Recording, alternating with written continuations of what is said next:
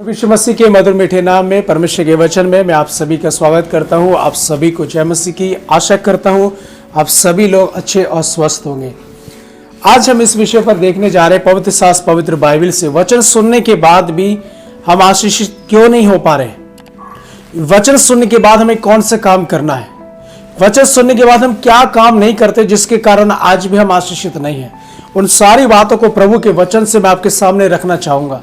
आप उन वचनों को लिख भी सकते हैं और अपने घर में पढ़ सकते हैं और यहाँ पर भी आप समझेंगे और आप आशीष पाएंगे। उससे पहले मैं आपके सामने एक उदाहरण को रखना चाहता हूँ। एक व्यक्ति जो तेल बेचने का, तेल की बोतल बेचने का काम करता था, वो मार्केट में गया और जहाँ पर एक बहुत बड़ी भीड़ थी उस चौराहे पर खड़ा होकर वो अपने तेल का एडवर्टाइज करने लगा और वहाँ पर बहुत जोर जोर से चिल्ला चिल्ला कर वो अपने तेल की बहुत सारी खूबियाँ बता कर अपने तेल की बोतल को बेच रहा था, जिसके पास में लगभग 500 बोतल थी और देखते ही देखते बहुत कम समय में उसका लगभग 480 बोतल उसका वहां पर बिक चुका था।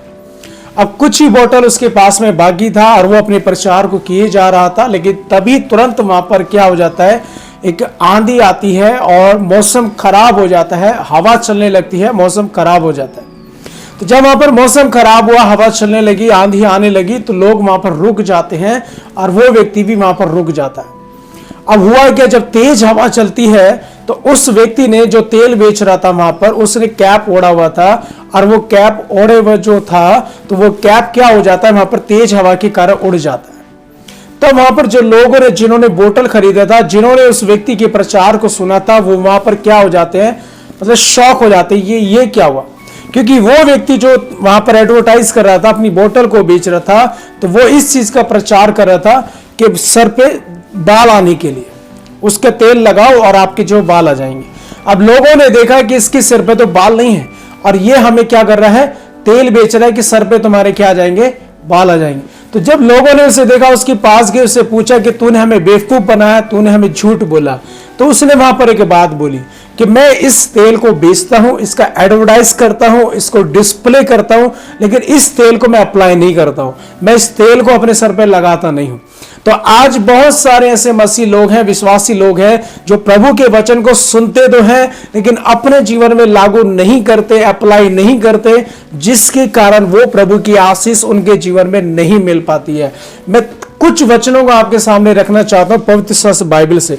बड़े ध्यान से सुनेगा मेरे प्रियो। एक वचन को मैं आपके साथ पढ़ना चाहता हूं, याकूब की किताब जो नए नियम में पाई जाती है। यहां पर इस प्रकार लिखा है, परंतु वचन पर चलने वाले बनो और केवल सुनने वाले ही नहीं जो अपने आप को धोखा देते हैं। तो वचन को सुनने के साथ साथ हमें वचन के अनुसार जीवन को जीना है, उस वचन के अनुसार हमें चलना है, ताकि हम अपने जीवन में प्रभु की आशीष को प्राप्त कर सके। और भी कुछ वचन मैं आपके सामने रखना चाहता हूं। मत्ती की किताब जब हम देखते हैं 13 अध्याय के 19 वचन में, जहां पर इस प्रकार लिखा है, जो कोई राज्य का वचन सुनकर नहीं समझता, उसके मन में जो कुछ बोया गया था उसे वह दुष्ट आकर छीन ले जाता है। यही वही है जो मार्ग के किनारे बोया गया था।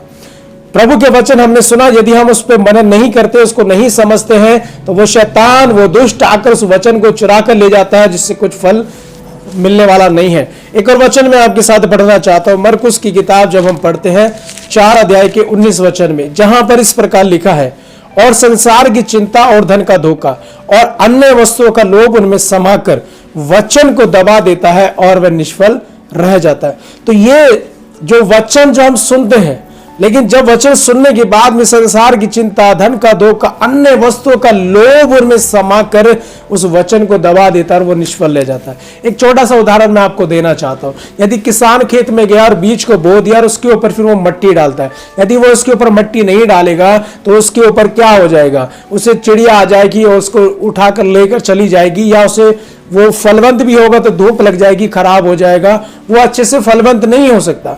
अच्छे से बीज को फलवंत होने के लिए किसान उसको मिट्टी के अंदर गाड़ के उसको दबाता है, तभी वो अच्छे से फलवंत होता है। तो प्रभु के वचन को जैसे हम सुनते हैं, सुनने के बाद हमें उसे अप्लाई करना, तभी हम अपने जीवन में प्रभु की आशीष को प्राप्त कर सकते हैं। हम कितना अच्छा तेल लेकर आ जाएं, लेकिन यदि हम उसे अपने सर में, बालों में नहीं लगाएंगे, हमें कोई फायदा होने वाला नहीं है। हम कितना मर्जी वचन सुने, जब तक उसे अपनी जिंदगी में लागू नहीं करेंगे, उसके के अनुसार नहीं चलेंगे, उसे नहीं समझेंगे, तो हम प्रभु से आशीष को नहीं पाएंगे। यही एकमात्र एक मेरे प्रियो बात मैं आपको बताना चाहता हूं कि वचन को सुनने के बाद हमें उसके अनुसार चलना है, उसे अपनी जिंदगी में लागू करना है कि वचन हमें क्या बोलता है करने के लिए, वो हमें करना है। वचन हमें क्या बोलता है नहीं करने के लिए, वो हमें छोड़ना है। तभी हम प्रभु से आशीष पा सकते हैं। ऐसा कोई भी नहीं है कि आप किसी से भी हाथ रखवा लो और आप आशीषित हो जाओगे, ऐसा कोई फंडा नहीं है। आप जब तक प्रभु के वचन के अनुसार नहीं चलेंगे, शायद आप उस आशीष को नहीं प्राप्त करेंगे। आशा करता हूं आज के संदेश के द्वारा आप आशीष पाए हैं। परमेश्वर आप सभी को आशीष दे। संदेश को मेरे प्रियो आप सुनकर समझकर आशीषित हुए हैं तो अपने प्रियो के साथ जरूर शेयर करें और वीडियो को लाइक करके सब्सक्राइब करें, और जल्दी मिलेंगे दूसरी वीडियो में। परमेश्वर आप सभी को आशीष दे। जय मसीह।